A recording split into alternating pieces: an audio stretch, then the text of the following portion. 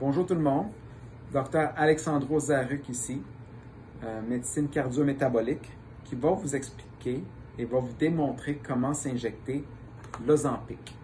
L'Ozempic qui vient dans son paquet ici comme étant un stylo pré-rempli.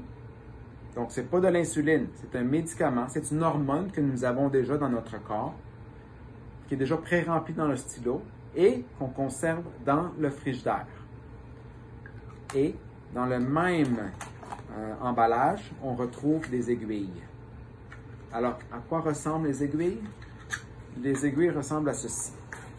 Alors, il y a une petite languette ici, en papier, pour bien protéger l'aiguille. Alors, nous enlevons la languette. Et finalement, nous avons une ouverture vers l'aiguille. Qu'est-ce que nous devons faire pour préparer notre injection? Alors, voici l'Ozempic. On ouvre le stylo. On fait pénétrer, si vous voulez, l'embouchure du stylo dans l'aiguille et nous le vissons. Une fois bien vissé, pas besoin d'être fort. Vraiment, il y a une belle éclosion qui se crée. Alors, ici, nous enlevons le premier plastique, le deuxième plastique, et nous voyons une petite aiguille. Venez ici.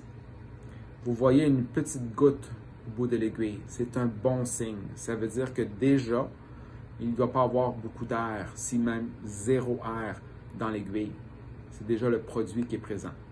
Comment on s'assure, un, qu'il n'y a pas d'air dans l'aiguille, ou deux, si on ne voit pas de petites bulles, comment on peut faire? C'est en s'assurant de prendre le stylo et on tourne jusqu'à la ligne solide, noire, pour bien vider notre aiguille. Alors maintenant, nous savons que notre aiguille n'a pas d'air. Elle est prête à être utilisée. On se rappelle que l'Ozempic, c'est une fois par semaine. On se rappelle que l'Ozempic a vraiment 3 sites d'administration qui ont été démontrés et étudiés. L'abdomen, c'est entre 2 et 10 cm du nombril, mais on fait toujours une rotation pour ne pas toujours injecter le même site.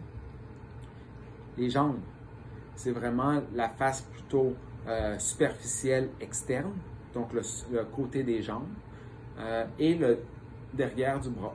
On s'assure de ne pas faire des flexions lorsqu'on s'administre parce qu'on veut que ce soit des injections sous-cutanées, donc sous la peau, et on ne recherche pas une administration dans le muscle pour avoir trop d'effets rapides. Alors vraiment sous-cutané. Alors, je vais prendre l'endroit qui est le plus populaire, si vous voulez, c'est l'abdomen. Alors, pour l'abdomen, on s'assure de, trouver la dose. Il y a 3 grosses doses qu'on va vous prescrire. 0,25, 0,5 et dans un autre stylo, il y a la dose de 1 mg qui est également possible une fois par semaine. OK? Alors, la plupart du temps, votre médecin va commencer avec 0,25. OK? Alors, vous tournez ici la manivelle jusqu'à 0,25. Une fois retrouvé à 0,25, on s'assure de savoir quel site que nous allons utiliser. C'est l'abdomen. Donc, on prend un tampon d'alcool, on se nettoie l'abdomen, le site d'injection, et par la suite, on s'assure de bien pincer la peau pour avoir une bonne portion de peau et de tissu sous-cutané.